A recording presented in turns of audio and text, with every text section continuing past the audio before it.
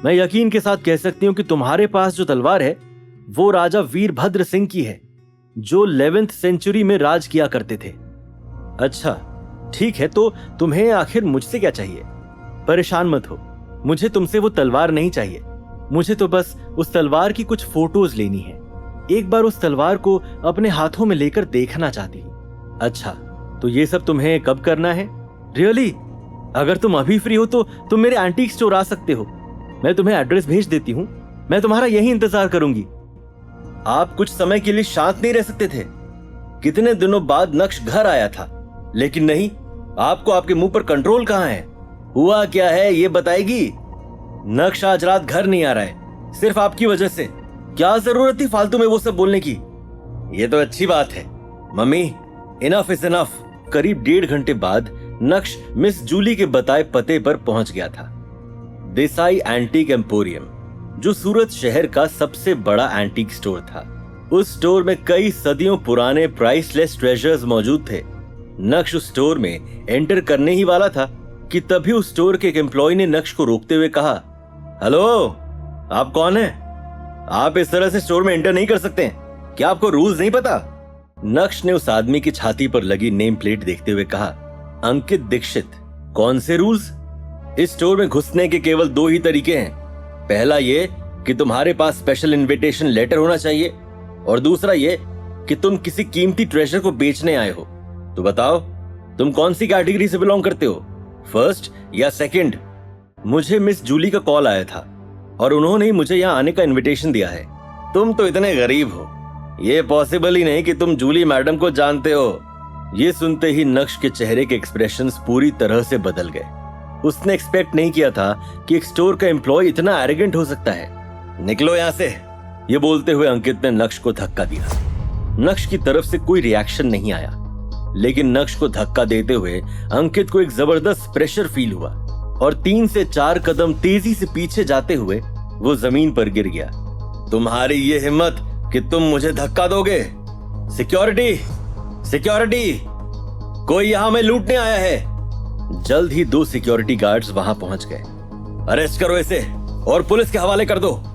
तुरंत ही वो नक्श की तरफ बढ़े और उसके दोनों हाथों को पकड़ लिया। नक्श ने हल्का सा प्रेशर लगाते हुए अपने हाथ छुड़ाने की कोशिश की। उन दोनों सिक्योरिटी गार्ड्स को भी अंकित की ही तरह जबरदस्त प्रेशर फील हुआ और वो दोनों भी जमीन पर गिर पड़े। मुझे लगता है तुम्हें जीने का शौक नहीं है। तुम हमारे स्टोर में आके प्रॉब्लम्स क्रिएट करना चाहते हो। चुपचाप माफी मांगो और निकलो यहाँ से, वरना आज तुम्हारी मौत यहाँ तय है। तुम एक पागल कुत्ते की तरह बर्ताव क्यों कर रहे हो? जो भी सामने आएगा उसे क्या काटने लगोगे तुम? अरेस्ट करो इसे। उसी समय अचानक से एक आवाज आई। ये सब क्या हो रहा है? जब अंकित पीछे मुड़ा तो उसने देखा कि एक आदमी स्टोर के अंदर आ गया है। मैनेजर जडेजा, अच्छा वो आप आ गए। सर, यह आदमी जबरदस्ती हमारे स्टोर में घुस आया। जब मैंने इसे रोकने की कोशिश की तो इसने मुझे मारा। जल्दी से इसे यहाँ से भगाओ। ठीक है जडेजा सर, तुम्हारी ये हिम्मत कि तुम हमारे स्टोर में आकर प्रॉब्लम्स क्रिएट करोगे। आज तो तुम्हें सबक सिखाना ही पड़ेगा, वरना तुम्हारी जुत्ती और मेरा सर।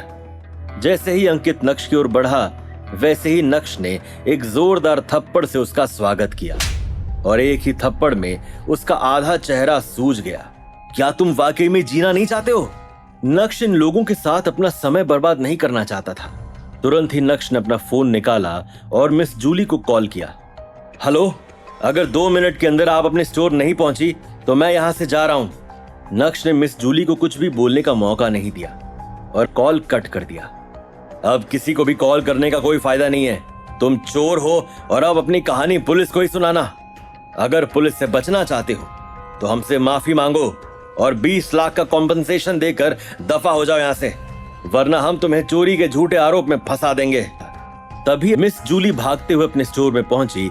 नक्श, तुम यहाँ कब आए? मिस जूली, मुझे अभी यहाँ पर किसी ने धमकी दी है कि अगर मैंने उसे 20 लाख नहीं दिए तो वो मुझे चोरी के झूठे आरोप में फंसाकर जेल भिजवा देगा। क्या? ये तुम क्या कह रहे हो? क्या चल रहा है यहाँ पर? मैडम, इस आदमी ने जबरदस्ती स्टोर में घुसने की कोशिश की और जब मैंने इसे रोका तो इसने मुझे मारा। With immediate effect you are all fired. अच्छा, तुमने ये भी कहा था ना कि अगर मुझे जान से नहीं मार पाए तो मेरी जुत्ती और तुम्हारा सर। औकात में रहे। मिस जूली, मुझे तो समझ नहीं आता कि आपने इस किस्म के इंसान को नौकरी पर कैसे रख लिया। क्या तुमने ऐसा कुछ कहा था? जी मैडम, कहा था।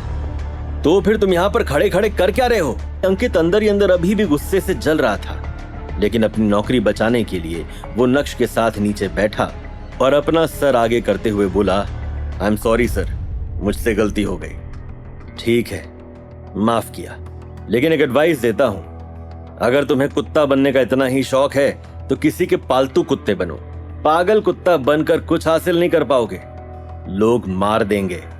ये बोलते हुए नक्श के चेहरे पर एक शातिर मुस्कान आ गई थी। उसके बाद नक्श ने अपना बैग खोला और मिस जूली के हाथों में वो एंटीक तलवार रखते हुए बोला, ये लीजिए, फोटो खींच लीजिए। मिस जूली बहुत ही एक्साइटेड नजर आ रही थी। उस तलवार को लेकर वो अपने स्टोर के अंदर बढ़ी। क्या सिलसिलेवार तरीकों से हो रही नक्श की बेइज्जती का बदला लेना पड़ सकता था उसे भारी? क्या नक्श और मिस जूली की मुलाकात से इस कहानी में आने वाला है कोई ट्विस्ट? क्या अनिका के दिल में मचल रहे प्यार के आगे झुक जाएगी अनिका या फिर हो जाएगी बहुत देर? ये जानने के लिए देखिए अगला एपिसोड सिर्फ पॉकेट FM के YouTube चैनल पर, और इंस्टा एम्पायर के सारे एपिसोड सुनने के लिए डिस्क्रिप्शन में दी गई लिंक से डाउनलोड कीजिए पॉकेट FM ऐप।